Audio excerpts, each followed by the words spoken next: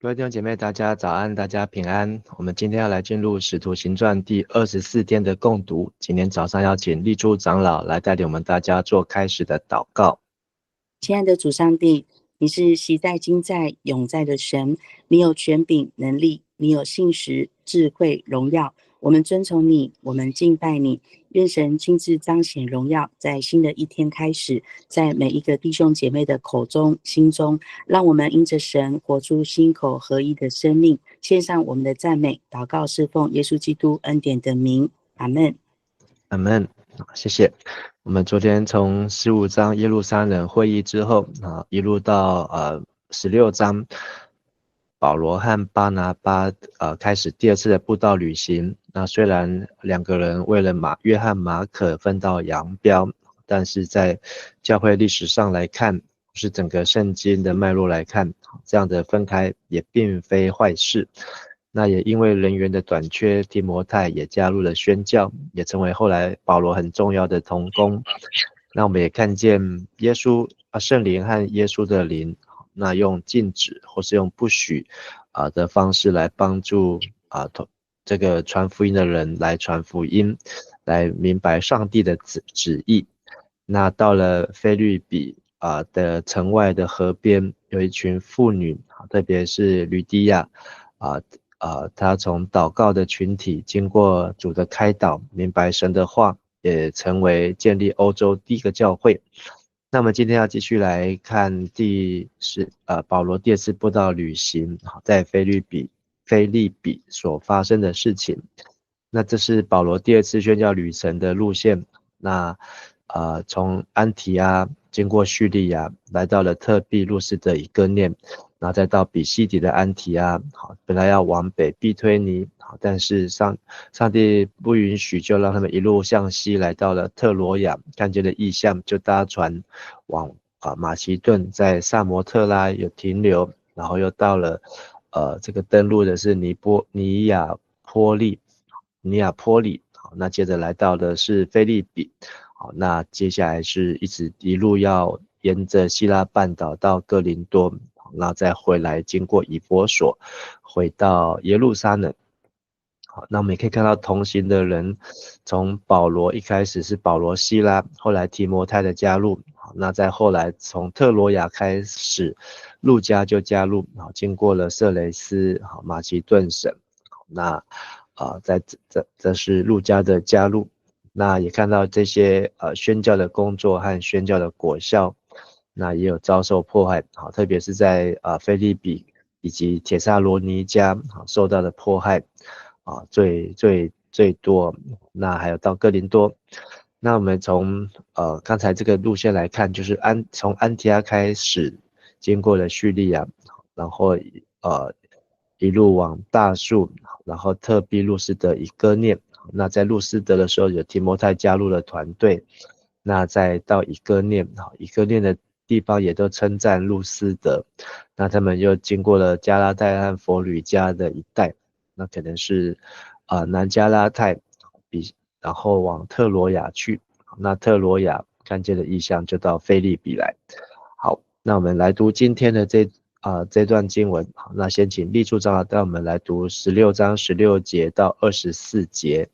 有一天，我们到那祷告的地方去，一个女奴迎着我们走来。这个女奴有邪灵附身，能够占卜将来的事，因此替他主人赚了好多钱。他一路跟着保罗和我们大喊说，这些人是至高上帝的仆人，要对你们宣布那得救的道理。他一连好几天这样喊叫，保罗觉得不胜其烦，就转过身来对那邪灵说，我奉耶稣基督的名命令你从他身上出去。那邪灵立刻出去了。那女奴的主人知道他们的财源从此断绝，便揪住保罗和希拉，把他们拖到广场上见官，带他们到罗马官长面前，指控说，这些人是犹太人进来扰乱我们的城，他们提倡违法的规矩，是我们罗马人所不能接受、不能实行的。群众也跟着附和攻击他们。官长就吩咐剥了他们的衣服，鞭打他们。兵士们狠狠地把保罗和希拉打了一顿后，把他们关进牢里，并命令看守的人严密看守。看守领命把他们关在内间，两脚上了竹枷。好，谢谢。那在腓立比是吕底亚一家来受洗信主。好，那他们有一段时间，好，可能因为前面就15节有提到这个吕底亚就强留保罗和希拉还有路加、好提摩太等人，好都留在他们家中哦，好是非常的坚决的要请他们留下来。那在祷告地方呢，好，他们遇见了一个被邪灵附身的女奴，好，好，那这女奴她能够占卜，好，能够透过占卜，然后附身，好，能够来用预占卜将来的事情啊，好，所以也因为这样子，那使她的主人，好，这个女奴的主人也赚了很多的钱。那这女奴呢，在保罗一群人的身边呢，看起来是在为保罗做见证，说这些人是至高上帝的仆人，那对你们传讲救人的道路，那得救的道路。那这2句话呢，完全正确，但是却是在保罗的耳边呢，听起来是非常的刺耳。好，那这个是特罗亚的古道，好，那就是当初保罗和希拉，好，他们要一路往马其顿罗马大道的方向啊。那他们听起来的刺耳呢，好，那在这个祷告的河边，那所以保罗好发现苗头，发现这个背后不对啊，好，因为这个女奴呢，她所宣讲的呢，并不是使人得救，好，反而是使人厌烦，使人对这个上帝的名呢，好是一个污蔑，好是一种污蔑。所以路加提到保罗不胜其烦，好，就转过身对那邪灵说，我奉耶稣基督的名命令你从他身上出去。好，那邪灵就立刻出来。所以保罗他的灵是敏锐的，好，他虽然这个女奴口中所说的是正确的，但是他的心中灵里面呢是错误的。那保罗赶出了这个女奴之后呢，好，路加没有特别描述这个女奴所做的事情。那但是这个女奴呢，却失去了她过去可以替人家占卜，好，可以替人家问卦，可以替人家预言的能力啊，以至于呢，这个主人他本来是靠这个女奴在赚大钱的，现在呢没有钱可以赚呢，所以他就拉着保罗和希拉，把他们带到广场去见这个腓立比的官啊，那并且呢给他们指控说，这些犹太人来搅扰我们的城。好，那保罗、希拉，好，然后提摩太、路加，好，其实他们不见得是犹太人，好，但是因为他们在犹太会堂常常的进出，还有跟上帝祷告，好，所以在这里他们直接用这个用这个民族，好，就是说这群是犹太人，然后来破坏罗马人的规定。所以群众一听呢，好，这些群众可能也是也是没有仔细的去分辨的。那这是在腓立比古希腊的城墙，好，城墙外，所以他们是在城外祷告的地方，好，那但是这个城内呢，就是这个罗马驻防的地方。那他们被群众呢所攻击，好，包围，好，甚至呢官长呢这一群的官长就吩咐剥了他们的衣服来鞭打他们，好，鞭打他们。所以还没有审问，还没有明白到底发生什么事情。好，只有听群众这样子讲，这样的控诉，说居然有人要来破坏罗马的这个规矩，就把他们鞭打，甚至还把他们关进监牢，而且这个监牢还要严加看守。很像我们在看到使徒行传12章，好，雅各殉道之后，彼得也被关在监牢里面。那在这里也特别提到是他们的两脚好是拴在木架上，好上了竹枷。好，那在这张照片当中呢，好有提到，好可以看出这是可能是当初保罗被捉拿和希拉两个被毒打的地方。好，在这里，好被扒了衣服，然后被关到监牢。好，那这是腓立比，好现在没有人居住的城镇，但是还可以保留以前的这些的古迹。那这也是据传是保罗和希拉被囚禁的牢狱的洞穴。那他们是在这个石头下，在这里被关，好，在这个石墙的后面。那这个是一个示意图主要是强调他们可能是被严密的看守之外，还特别提到他们的脚呢，是被拴在木架上，和本翻成木狗就是让他们像狗一样被链住，让他们脚呢是不能行动的，所以目的就是怕他们逃跑。那如果是这样被拴呢，他们可能连半夜睡觉什么都不容易没有办法好好的睡觉。好，接着再请立处长带我们来读25节到34节。约在半夜，保罗和希拉在祷告、唱诗、颂赞上帝，其他的囚犯都侧耳听着。忽然有剧烈的地震，连监狱的地基也摇动了。一下子，所有的监门都开了，囚犯的锁链也都掉落。看守醒了过来，看见监门都敞开，以为所有的囚犯都逃掉了，就拔出刀来想要自杀。保罗一看见，大声呼喊：“不要伤害自己，我们都在这里。”看守叫人拿灯来，冲了进去。战战兢兢地俯伏在保罗和希拉脚前，接着领他们出来，问说：“两位先生，我该做什么才能得救呢？”他们说：“信主耶稣，你和你一家就会得救。”两人又向他和他全家的人讲解主的道。当夜就在那个时候，看守把他们带去洗涤伤口，他和他的一家立刻都受了洗礼。他请保罗和希拉上自己的家，让他们吃了东西。他和全家满有喜乐，因为他们都信了上帝。谢谢。那他们被打被关，好，那到了半夜，好，那遍体鳞伤。可是保罗希拉呢，好，却不是在哀嚎，是在祷告。不仅祷告，还唱诗颂赞神，赞美神。那不仅是自己两个人唱诗赞美神，甚至连其他的囚犯都侧耳听。那可见他们是不是只有自己个人？好，那也在监狱当中。那不论明天发生什么样的事情，但是呢，他们却没有埋怨，那用赞美，那赞美呢到地都震动了，有剧烈的地震，甚至连监狱的地基也摇动。好，那刚才我们看到这个照片，好，经过这个摇动呢，可能这震动让这个石头或是这些监牢的门呢，好就开了，连锁链都掉落了，锁链都掉落。所以所有的囚犯呢，好，反而因为这个地震呢，就顿时得到自由。那看守的罗马士兵，好，被地震摇醒，好，看见监牢的门都敞开，那以为所有的这些囚犯都跑光了，好，那当然囚犯也真的都跑了，但是呢，就剩下保罗、希拉还在，但这个看守的士兵，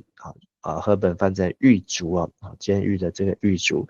那以为这个人都跑了呢，觉得自己也活不了，因为我们从使徒行传12章的18节，当彼得也是经过天使为他开门，然后铁门还自动打开，离开监牢之后呢，到了隔天希律王要找彼得找不到，就下令处死这些警卫。所以可能按照当时的法律呢，这个狱警呢，可能也是要这个看守不牢，然后失职，所以要被处死。那所以呢，他就拔刀出来想要自杀，但保罗看见呢，就大声呼叫这个狱警不要伤害自己，因为他们犯人还在。那看守的人呢，他从外面听到里面的声音，就叫人拿灯出来。所以路加在这里的形容呢是非常的仔细，好像他是第一人称人就在现场一样。好，这些动作情节，然后保罗就这个狱警进去之后呢的动作是战战兢兢的俯伏在保罗和希拉面前了，好，在他们脚前。好，因为这个狱警好，他不仅是可能从来没有遇过这样子大规模的逃狱事件，可能也没有在那个地方遇过有这样的大地震，可能他也没有遇过有这样的犯人在监牢当中，他在那边唱诗歌，在那边祷告。那但是他知道这两个人来头不小，所以呢就伏在他们两个人的脚前。本来他们脚是被扣住的，被关住的，现在他们呢变成这个受人家崇敬的对象。那甚至呢就叫其他的士兵把保罗希拉带出来，说两位先生，我该做什么才能得救？才能得救。那这里得救的意思呢，不是指灵魂得救，因为这个狱警呢，已经认为自己明天天亮之后就死定了，因为犯人都跑光了，所以他现在呢，只能够死马当活马医。好，那看见这两个人没有跑，好，那觉得只能向他们来求救。那保罗和希拉回答是什么呢？说当信主耶稣，你和你一家都必得救。所以保罗和希拉这个这个士兵狱警向保罗希拉来伏在他们的脚前，并且来求问说，我应该要做什么？应该怎么办？意思就是请你救救我，请你救救我们。好，那保罗和希拉回答是，当信主耶稣，你和你一家都必得救。所以这得救呢，不是用人的方式，而是用信仰的方法。好，所以保罗这时候的提出了得救最好的方法，是不仅是此时得救，还有永远得救。好，那这得救呢，也包括就算这个狱卒明天真的是被上头给下令处死，但是呢，他在灵魂上，在永生上有份，也是得救。那32节，所以保罗希拉就把这个狱警和他的全家的人都讲解主的道。讲解主的道，什么叫做信主耶稣？信主信耶稣是代表什么意思？跟灵魂得救有什么关系？那就在半夜当中讲给这一家人听。那33节提到当夜，所以这个是在夜间发生的事情。那狱警呢就把他们带出去，那甚至洗涤他们的伤口。那狱警呢，他自己和他所有的家人都立刻受了洗礼，因为他们听明白。所以保罗希拉他们这时候并不是只有为自己着想，那他们真的是为了这个狱警的全家来着想，甚至顾不得自己身上有伤，顾不得自己是被这个陷害的，反倒是呢为了这个狱警呢摆上了自己。那所以呢这个狱警34节也请保罗希拉，所以这里看起来前面看起来4个人，这里看起来像是只有2个人上自己的家，让保罗希拉吃东西。那他和全家满有喜乐，因为他们都信了神，信了上帝。所以这个得救呢，保罗这个传福音呢，即便虽然犯人没有都抓到，都跑回来，或是这个犯人一样都跑出去，那这个问题看起来是一样，可是这个心里面的态度呢，还有心里面这个坚定呢，是非常的不一样。就是甚至他们能够吃饭，还能够和全家人，还能够满心的喜乐，而且也不晓得明天天亮之后，到底会发生什么样的事情呢？所以这是一段非常有名的见证，也是保罗希拉在狱中对照的，就是使徒行传12章1到17节。那时候彼得也是在监牢当中，那被交在16个罗马士兵的当中轮流看守。但那时候的彼得呢，是在睡觉，这也是安稳的睡觉，天使还来拍彼得的肋旁，叫彼得起床。但是保罗和希拉呢，没有睡觉，在祷告，在唱歌，在赞美神，也在传福音，还带领人信主。好，那接着我们再请这个秘书长带我们来读35到40节。第二天一早，罗马的官长派警官去说，把那2个人放了吧。看守就对保罗说，官长有令释放你和希拉，你们现在可以出狱，安心的去吧。可是保罗对警官说，我们是罗马公民，并没有被定罪，他们却当众鞭打我们，又把我们关进牢里。现在他们想把我们偷偷的送走，这是不行的，叫罗马官长亲自来领我们出去吧。官长把这些话报告官长，他们一听见保罗和希拉是罗马公民，心里害怕，就到监狱里向他们道歉，领他们出来，请他们离开那城。保罗和希拉出了监门，就往吕底亚的家去，在那里见到信徒们，劝慰他们一番，然后离开。谢谢。那所以这夜间呢，一晚就是也可以说还不到24小时。前一天的白天，保罗赶出了这个女奴身上的邪灵，然后接着就被拉到这个腓立比的城镇市上去控告他们这群犹太人破坏罗马人的规矩，然后被拔了衣服，棍子打，毒打之后呢，就直接关在监牢当中，一直到半夜。那接着祷告之后呢，这些是一连串的发生，终于到了天亮。天亮之后呢，罗马的官长就派警官去说，把那2个人释放了。所以在这里呢，我们发现上帝也动工，就是罗马的官长呢，并没有来指责保罗和希拉，也没有要对他们进一步的要采取什么行动，反而他们做了一个决定，就是放了这2个人。好，那所以这本来让这个狱卒很担心，这个犯的事情呢，现在呢变成上帝也感动了这些官长们。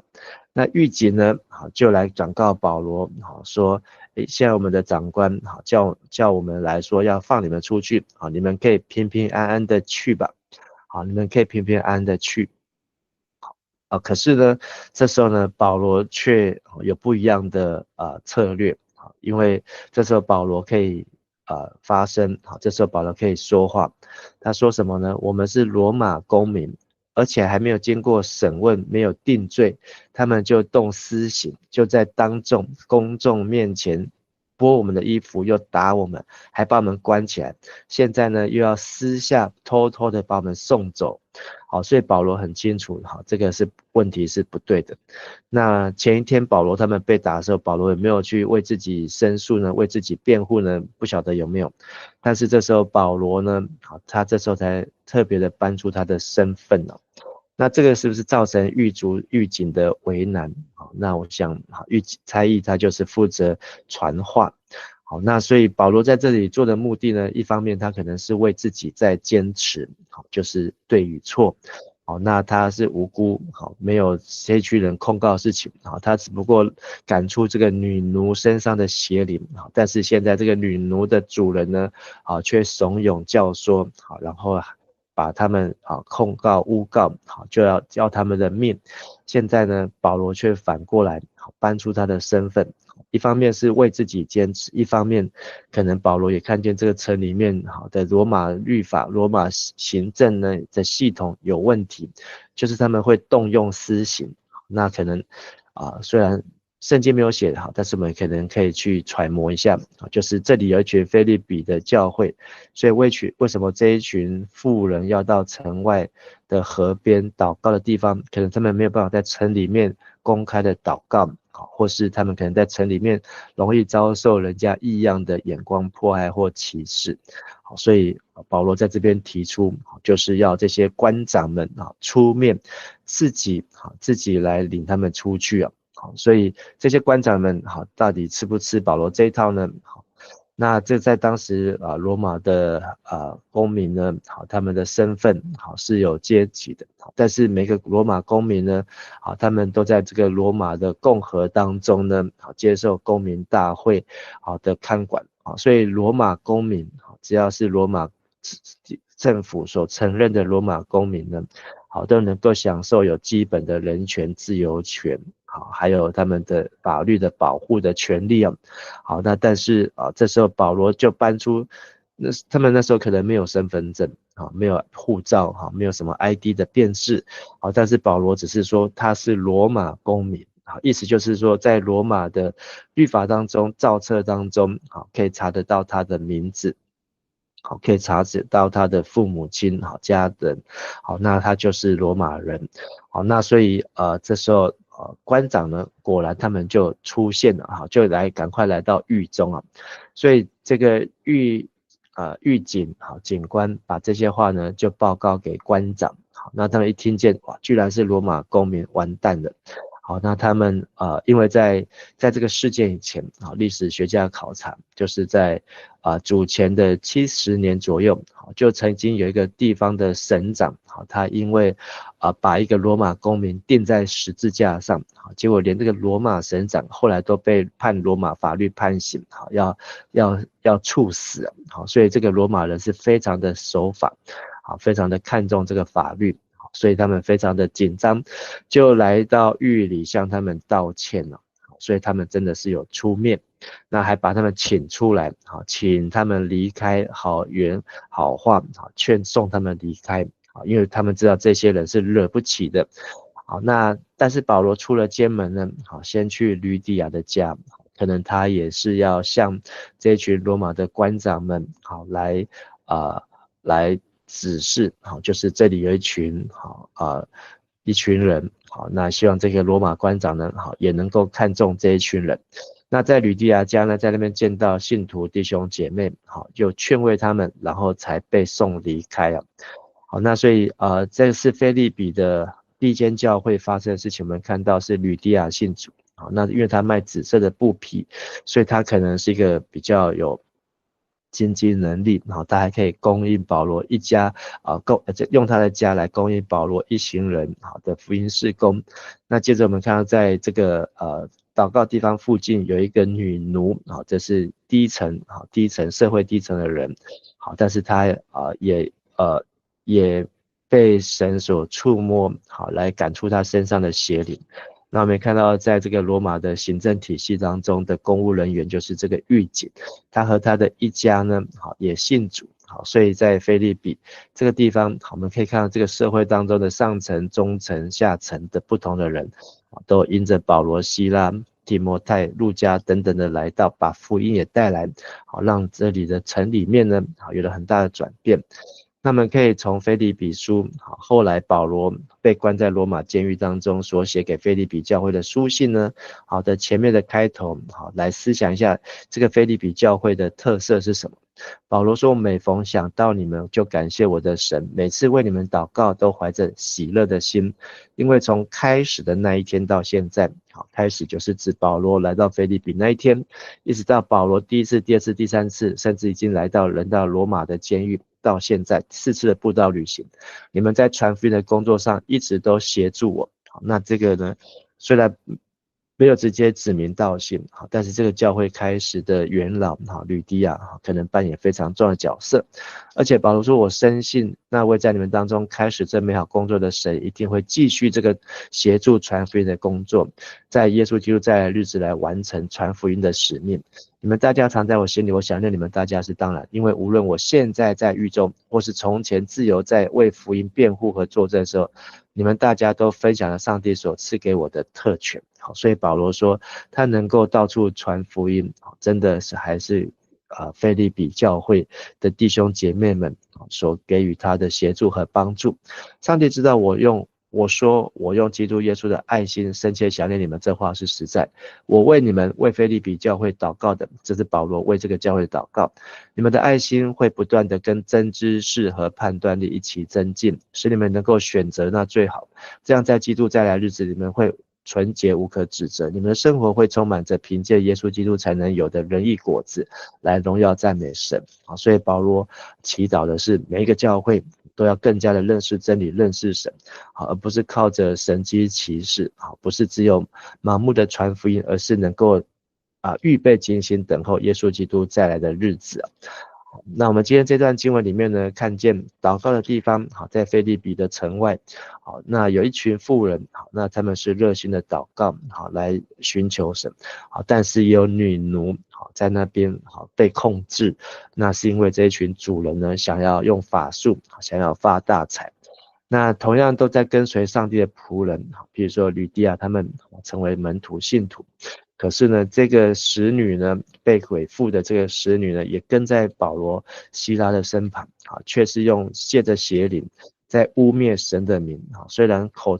口声声在传扬主的名，但有时候呢，让人听起来是刺耳，很不舒服，所以我们也要很谨慎，就是我们要叫人家信耶稣，在别人的耳朵听起来会是一个什么样的样子。那我们看到保罗、希拉同样被关在监牢当中啊，可是他们却是半夜祷告、唱诗、赞美神。那没看见这个狱卒一家的反应，同样听了主的道，但是他们却是在半夜当中，全家都受洗，甚至全家都满心的喜乐。那应该到了隔天看起来，他们上帝也不真的是如同保罗、希拉所说的，狱卒一家呢，没有因为囚犯逃跑，然后被定罪，然后被处死，反而呢，他们借着保罗、希拉的身份呢，那可能让腓立比教会也能够持续的，所以这个狱卒呢，想必也是加入了吕底亚，成为腓立比教会的一员。好，那所以继续来支持保罗他们在福音上面的工作。好，我们今天分享到这边，我们一起来祷告。现在天父上帝，我们感谢你，让我们从欧洲第一间教会腓立比从一个在河边默默祷告的群体妇女开始到今天来，不仅是影响了欧洲，也来协助福音的工作，来影响到整个欧洲，也甚至遍及到全世界。感谢你让我们知道，在教会当中是有来自各行各业、形形色色的人，但最主要都是我们能够来遇见经历主，把我们生活或是人生当中所遭遇的困难或是捆绑，能够借着主来得到释放，能够同心一起来见证，还能够继续为着福音的工作来献上自己的能力。求上帝帮助我们，让我们在福音的路上能够一路参与，也能够来预备艰辛等候，预备主耶稣基督再来。我们这样子祷告祈求感恩，奉靠主耶稣基督的名求，阿们。好，谢谢大家，大家平安。谢谢牧师，谢谢平安，牧师平安，谢谢牧师，谢谢。谢谢牧师，谢谢平安。你的宝座从太初立定，亘古就有。你以为言为义，以能力束腰，世界就坚定，不得动摇。主啊，你荣耀国度在我们的中间，你的旨意满有智慧，必有成就。你心事